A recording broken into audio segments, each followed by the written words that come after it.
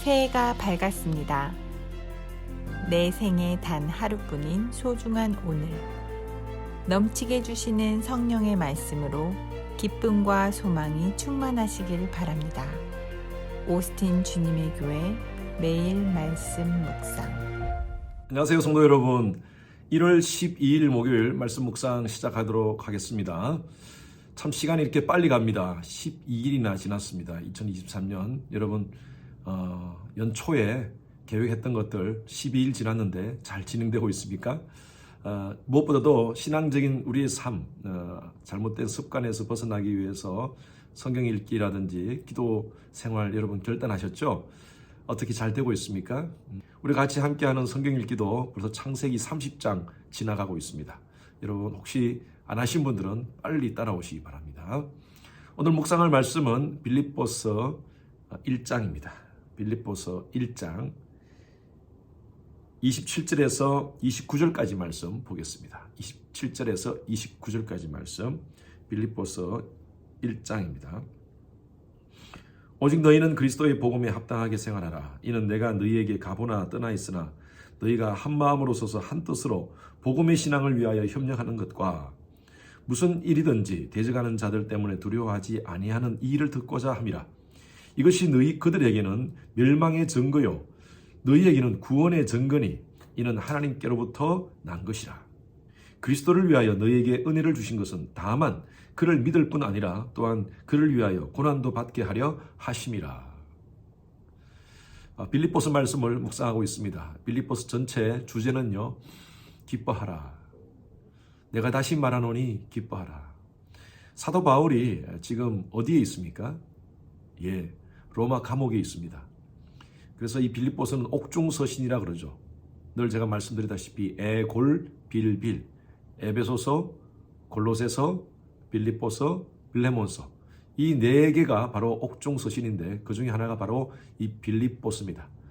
옥중에서 사도 바울은 빌립보에 있는 성도들에게 그들의 신앙을 격려하고 힘들고 어려운 그런 환경일지라도 그 환경을 바라보지 말고 믿음의 주여 온전케 하시는 인 예수 그리스도, 그 예수 그리스도를 바라보면서 항상 기뻐하는 삶을 살아라 라고 격려하고 있습니다. 오늘 이 말씀은요, 하나님의 백성다운, 하나님의 자녀다운 그런 합당한 삶을 살라라고 말하고 있습니다. 여러분, 우리가 금상첨화라는 말이 있습니다. 금상첨화. 아름다운 비단이 있는데 그 비단 위에 아름다운 꽃이 놓여지면 아름다운 비단과 아름다운 꽃이 아주 아름다운 조화를 이루어서 더 멋지게 된다, 이런 뜻이죠. 사람마다 격이 있어야 됩니다. 목사는 목사의 격이 있어야 되고요. 장로는 장로의 격이 있어야 되고요. 또 사회적인 신분이 있는 사람은 그 신분에 맞는 격이 있어야 됩니다. 제가 만약에 설교를 할 때 양복을 입지 않고 어깨가 다 드러난 그런 티셔츠를 입고 나왔다면 여러분 얼마나 참 보기가 민망하겠습니까? 설교를 하는 저도 민망하고 저를 보는 여러분도 민망할 것입니다. 몇 해 전에 주일날 아침에 제가 일부 예배 때 나와서 이제 설교를 하려고 막 강대상으로 올라가는데 위와 아래 색깔이 다른 겁니다. 같은 색깔인 줄 알고 입고 왔는데 위에는 까만색을 입었고 아래는 고온색을 입었습니다. 거의 짙은 색깔이다 보니까 제가 구분을 못했어요. 뭐 그거 가지고 신경을 쓸 일이냐라고 생각할 수 있겠지만 그러나 저는 신경을 쓰였습니다. 우리 성도들 앞에 서는데 같은 색깔의 양복을 입지 못하고 다른 색깔의 옷을 입으니까 참 민망했습니다. 저도. 그래서 일부 예배 마치자마자 아내한테 빨리 가서 밑에 까만 색깔의 바지를 가져오라고 한 적이 있습니다. 사람마다 격을 지키는 것은 참 중요합니다. 개인의 격이 있고요, 또 국가의 격이 있습니다. 개인의 격을 인격이라 그러고 국가의 격을 국격이라 그럽니다. 영어로 이 격을 매너라고 그렇게 표현할 수 있을 것입니다. 27절 말씀 보십시오. 오직 너희는 그리스도의 복음에 합당하게 생활하라.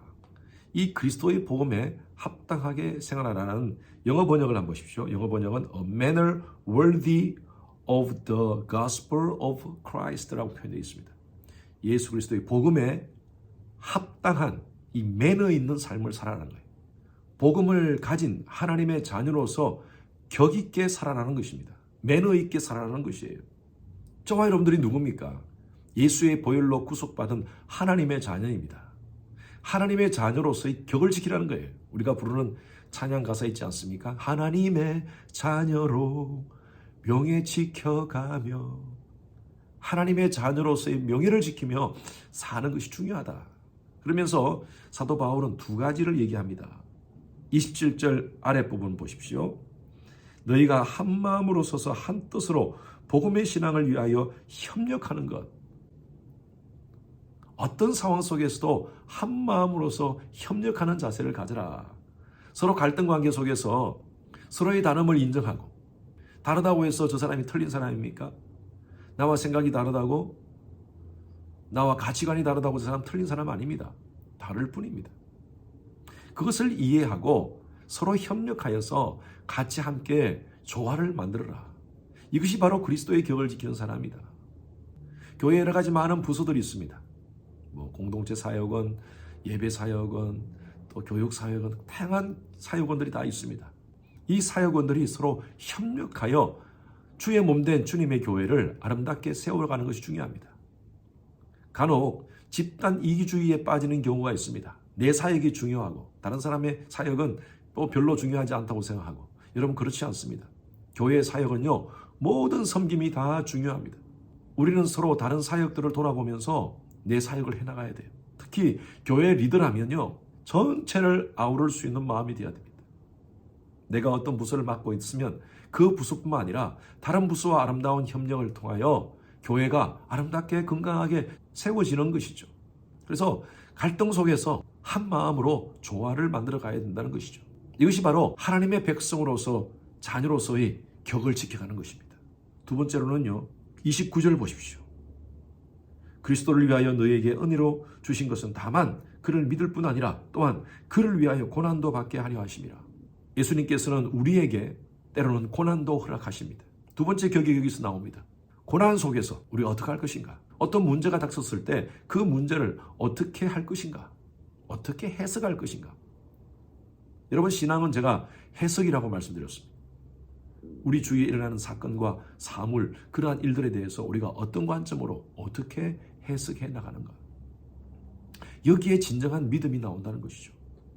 지난주에 우리 성도님 한 분이 저한테 전화 왔어요. 목사님, 아버님이 차를 운전하다가 완전히 차가 박살이 났습니다.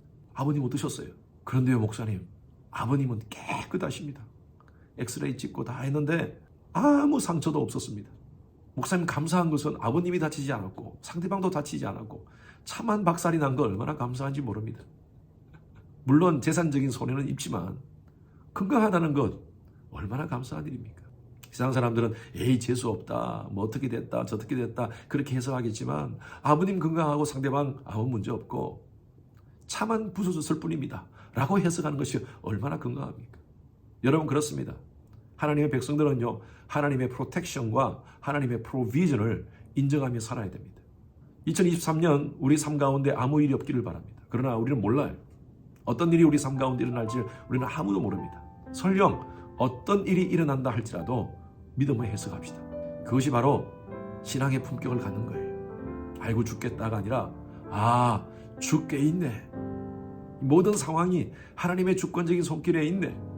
여러분 인생을 한번 돌이켜보십시오. 내 생각, 내 의지, 내 계획대로 모든 것이 잘 됩니까?